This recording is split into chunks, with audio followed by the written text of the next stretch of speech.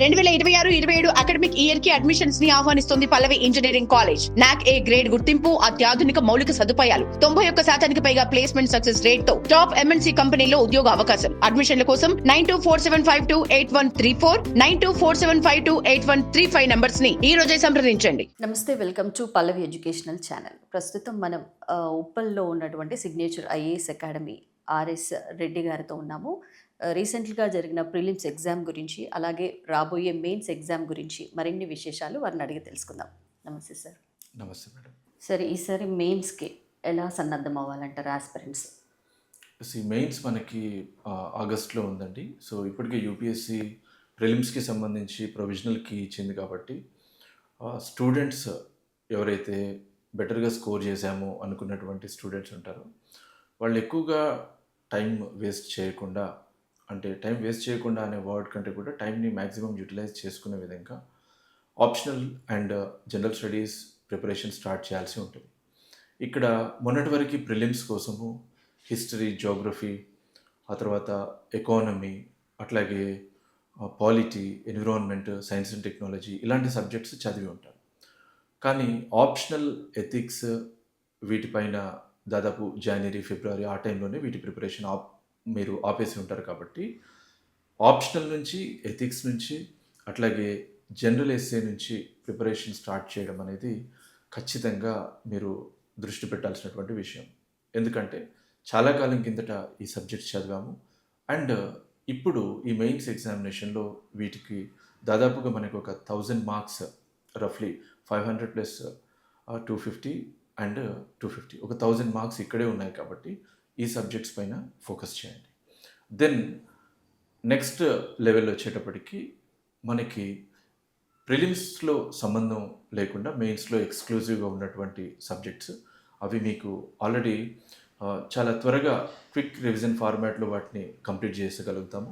Then come to the main core subjects related to the general studies. ఇక్కడ ఒక point ఏంటంటే, చదవడం మీరు ఇంతకుముందు చదివారు, ప్రిలిమ్స్కి ముందు ఇప్పుడు కూడా చదువుతున్నారు. ఎగ్జామినేషన్లో మనం మెయిన్స్లో సక్సెస్ అవ్వడానికి ఫస్ట్ మనం ఫోకస్ చేయాల్సింది ఆన్సర్ రైటింగ్ పైన. రోజు మీరు రెగ్యులర్గా ఆన్సర్స్ రాస్తూ ఉండండి.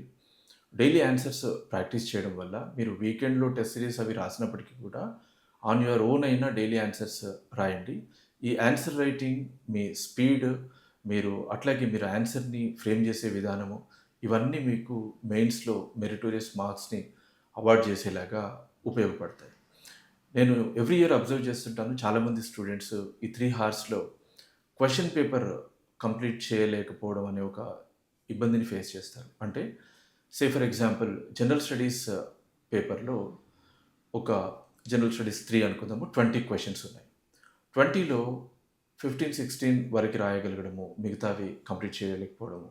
క్యాండిడేట్కి ఖచ్చితంగా, స్టూడెంట్కి ఆ సబ్జెక్ట్ రిలేటెడ్ నాలెడ్జ్ ఉంటుంది, కానీ స్పీడ్గా ఆన్సర్స్ రాయలేకపోవడము, తర్వాత వెంటనే రీకలెక్ట్ చేసుకోలేకపోవడము, ఇవన్నీ జరుగుతూ ఉంటాయి.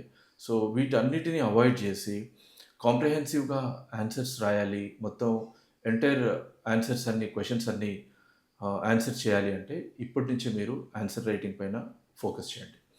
అండ్ నెక్స్ట్ ఇంపార్టెంట్ ఆస్పెక్ట్ ఏంటి అంటే, ఆల్రెడీ ప్రిలిమ్స్ ఎగ్జామినేషన్లో కొన్ని సర్ప్రైజింగ్ ఎలిమెంట్స్ ఉన్నాయి. కాబట్టి మెయిన్స్లో కూడా ఏదైనా సర్ప్రైజింగ్ ఎలిమెంట్ ఉంటే ఫేస్ చేయడానికి మానసికంగా సిద్ధమై వెళ్ళండి.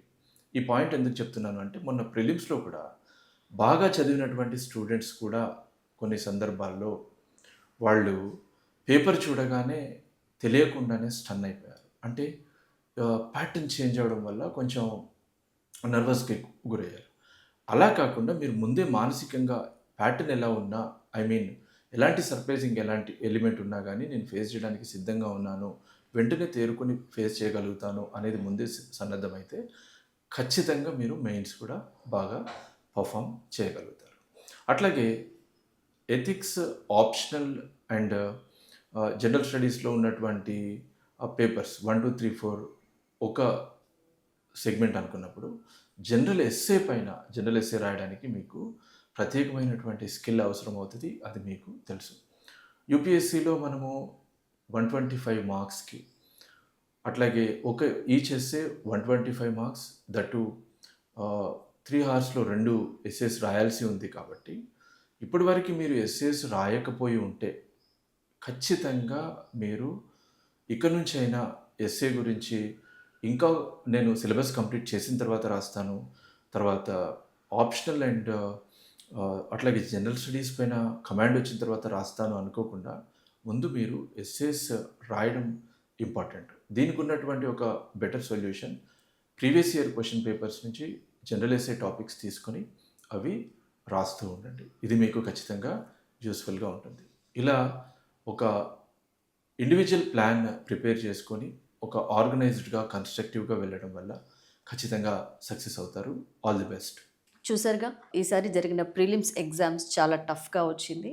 అలాగే రాబోయే మెయిన్స్ కూడా ఎలా ప్రిపేర్ అవ్వాలో ఏంటో సారి సలహాలు సూచనలు మనకు ఆస్పిరెంట్స్కి ఇవ్వడం జరిగింది. ఇంకెందుకు ఆలస్యం, వెంటనే మెయిన్స్కి ప్రిపరేషన్ అనేది స్టార్ట్ చేయండి. అలాగే మరిన్ని న్యూ అప్డేట్స్తో మీ ముందుకు వస్తాం. Thank you.